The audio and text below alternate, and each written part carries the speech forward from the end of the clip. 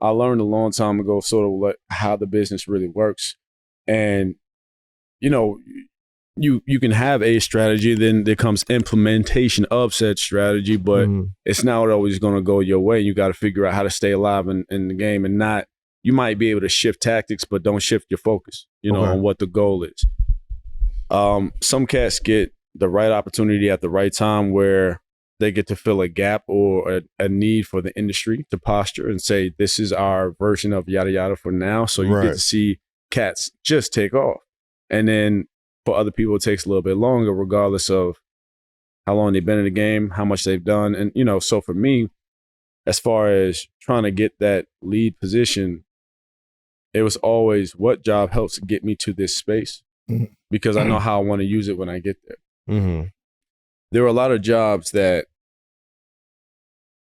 showed my merit as a talent, but mindset is what puts you in certain spaces, particularly with Cross. Like I said, Ben knew about me for a very long time, keeping tabs. He knew the work was there, knew the talent was there, but he needed to know where the mentality was, bringing somebody in that, because a lead position is not one of vanity. Some people take it as such. Lead, I'm the man, I'm, doing, it's, you're in a position of leadership.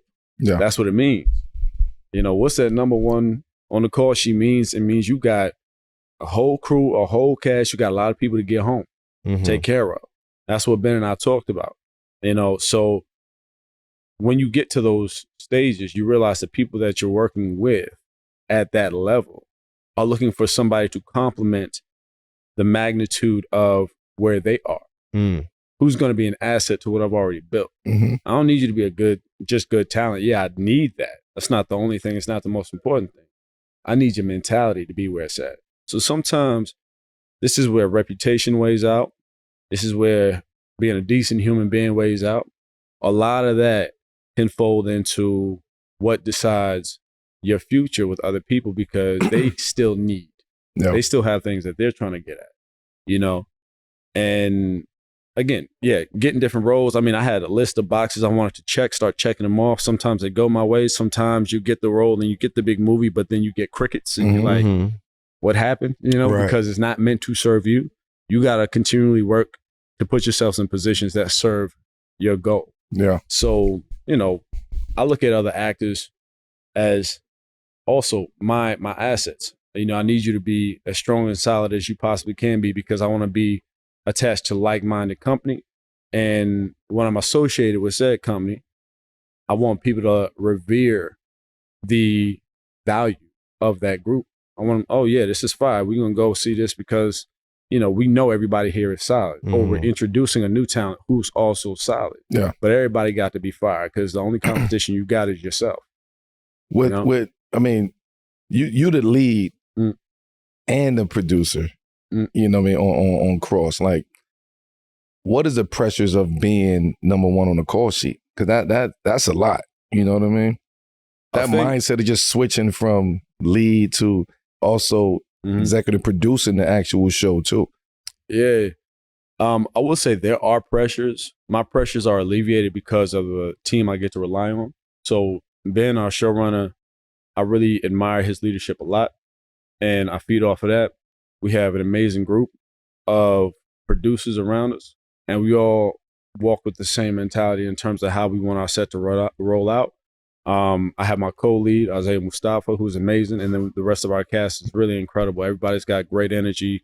They come to the set with positivity, and we all understand the goal that we're trying to get done. But as far as the pressures I have on the acting side, I feel very confident in taking care of, because our writer's doing a fantastic job. And it's not a stretch for me to fall into it, just because I enjoy my job and I enjoy my environment so much that, naturally I want to push and evolve as my skill set. I want to push that beyond what I even know it to be, but I can do so easily because I know I have support. On the producing side, I'm sitting here learning as much as I can to be a better producer, but also what I understand it to be in terms of how we take care of our people behind the scenes when we're not actually in production, what's happening post-production or pre-production, you know, talking to our studio partners to get some of the things that we need, try to figure out, you know, how we marketing this. And, you know, if we want to bring on the next season and bring on this caliber of talent, like, how do we take care of our people? It's, you know, the being in the mix of making the recipe that people see. And I go to it as a student, and that's what makes me feel no pressure there, because I'm allowing myself to learn and be invited to the table. I remember when I first sat down with Ben Watkins, he asked me what kind of producer I want to be. He's like, look, sometimes actors like to take a step back, you know, take advantage of credit, or they actually want to do their job. And I said, for me, it starts with that. Yeah. You know, the acting, I'm good. I know myself there. I ain't gonna worry about it. I want to learn how to be a better producer. So by the end of the run of this show, my skill set has evolved to push me on to the next and the next and the next thing. Because all I do while I work is work. Yeah. I'm sitting here developing, trying to pitch, trying to sell. Like, I stay in it. But when you give me a free classroom, I'm taking every lesson I can get. And I'm being taught by really, really great people. So I'm going to take every advantage to sit there, learn, and I go through it with team, you know, brotherhood to a degree. I'm not in it by myself. So I just rely on the comforts I have to make it an easy process that I love, as opposed to a strenuous process I'm in fear of.